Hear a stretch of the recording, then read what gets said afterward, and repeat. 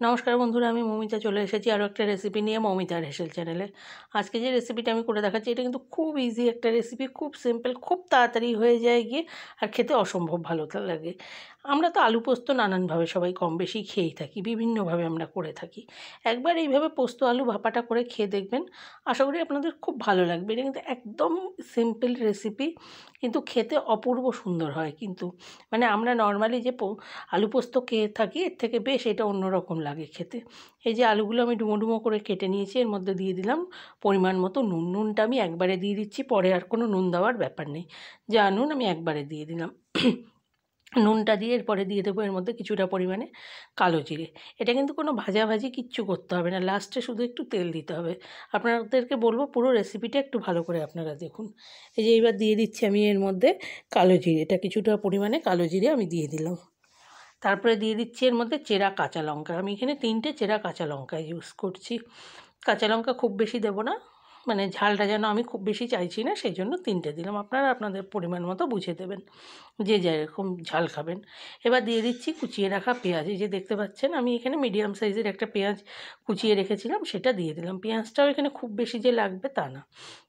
এবারে সব উপকরণগুলো দিয়ে এর মধ্যে দিয়ে দিচ্ছি আমি পরিমাণ মতো জল।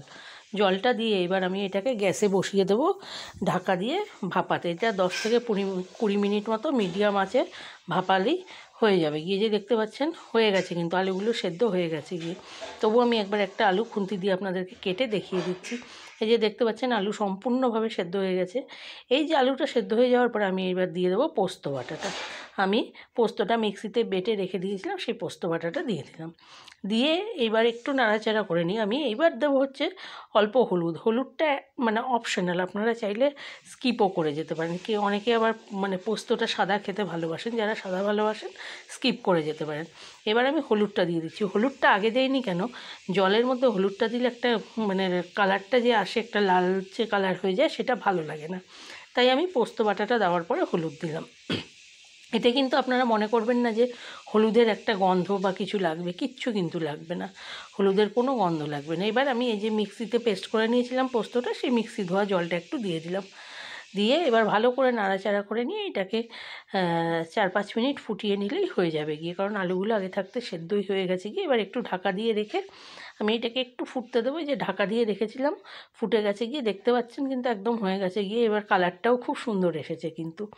এবার এটাকে কি মানে গ্যাসটা অফ করে দেবো, পুরো হয়ে গেছে। দিয়ে সর্ষের তেলটা এই যে লাস্টে আমি তেলটা দিলাম। এটা কিন্তু পরিমাণ মতো যে যেমন চাইবেন সেরকম তেল দেবেন। এটা কোনো মানে ভাজা কিছু তো হচ্ছে না, কেউ চাইলে এখানে কিন্তু খুব অল্প তেলও দিতে পারেন, কোনো অসুবিধা নেই। মানে যারা একদম কম তেলে খাওয়া পছন্দ করেন তাদের জন্য কিন্তু এটা খুব ভালো একটা রেসিপি। এই সর্ষের তেলটা দিয়ে আমি ঢাকা দিয়ে রেখে দিয়েছিলাম। এবার আমি এটাকে সার্ভিং বলে সার্ভ করে দিচ্ছি, পোস্ত আলু ভাপা।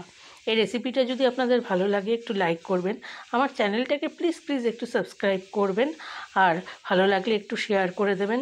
আশা করি আপনাদের এই রেসিপিটা ভালো লাগবে। কমেন্ট করে জানাবেন, ভালো না লাগলেও প্লিজ জানাবেন, ভালো লাগলেও জানাবেন। অনেক ধন্যবাদ, সবাই ভালো থাকবেন।